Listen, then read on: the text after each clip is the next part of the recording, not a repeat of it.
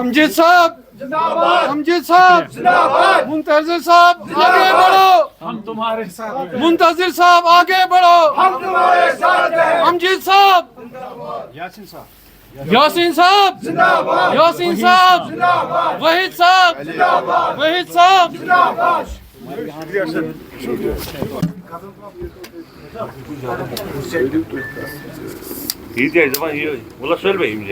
जी, वो कहते हैं कि देर आयत दुरुस्त आए।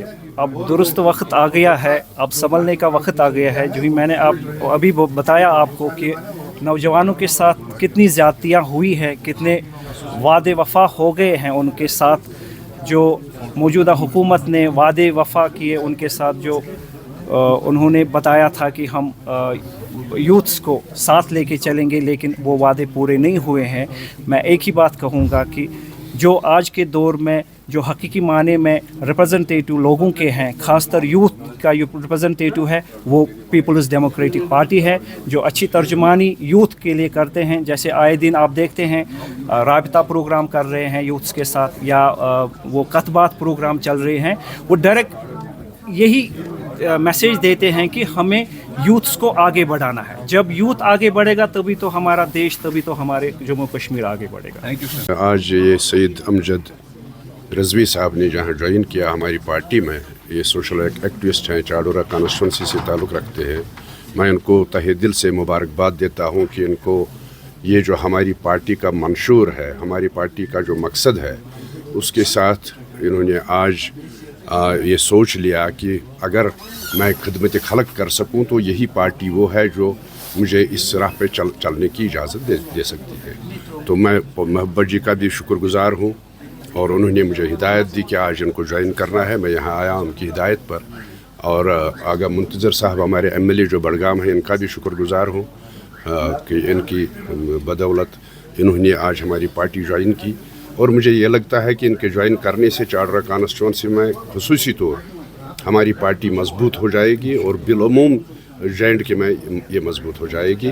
और मैं इनको फिर एक बार तहे दिल से शुक्रिया अदा करता हूँ, मुबारक करता हूँ, और उम्मीद यही करता हूँ कि नौजवानों की ये तर्जुमानी करेंगे और नौजवानों को आगे बढ़ने में इनका इश्तराक होगा। देखिए, मैं आपको एक बात बताऊँगा कि जो पिछला इलेक्शन हो गया 2024 में जो इलेक्शन हुआ, तो मैं ये नहीं कह सकता हूँ कि लोगों को कौन सा धोखा मिला। उस वक्त उन्होंने नेशनल कॉन्फ्रेंस को चुना, उन्होंने नेशनल कॉन्फ्रेंस को पूरा मैंडेट दिया। तो मुझे लगता है कि आज लोग पछता रहे हैं, क्योंकि जो भी लोगों ने वादे किए थे मंशूर में, जो नेशनल कॉन्फ्रेंस ने कहा था, वो वादे पूरे नहीं हुए हैं।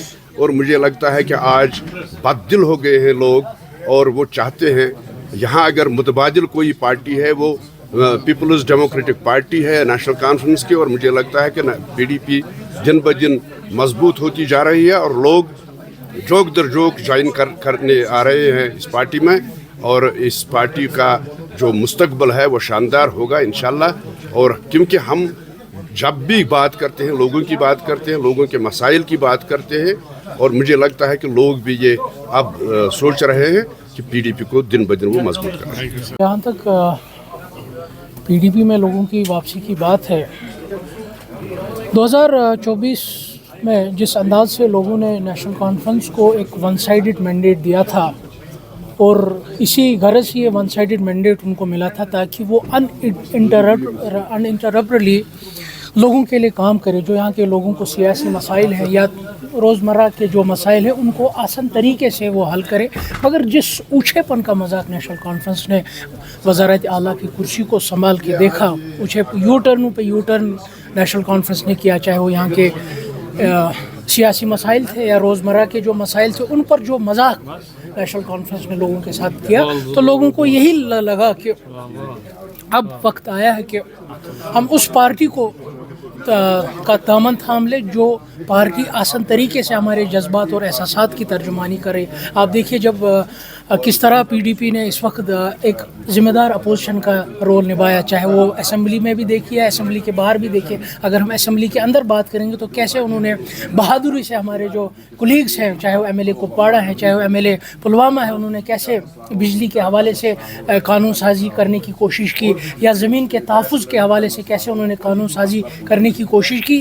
لوگوں کو یہ کوشش کی جو ایک رول بنتا ہے اپوزیشن کا. حالانکہ ہماری جماعت کا اس وقت نمبر کم ہے, ہم زیادہ کچھ نہیں کر سکتے, مگر آسان طریقے سے ہم لوگوں کی جو آواز ہے وہ گورنمنٹ تک پہنچا سکتے ہیں اور سرکار کو ہم مجبور کر سکتے ہیں کہ ان وعدے وعیدوں کو آپ زمین پر اتارے. اسی لیے لوگوں کو لگ رہا ہے کہ, اور لوگوں کو لگ رہا ہے کہ ہمارے جو مسئلے مسائل ہیں, اگر کسی جماعت کو, کوئی جماعت ہے, کوئی وہ قلم ہے جو ہم سے ناانصافیاں ہوئی ان کو انصاف میں تبدیل کر سکتی, وہ صرف اور صرف قلم دعا.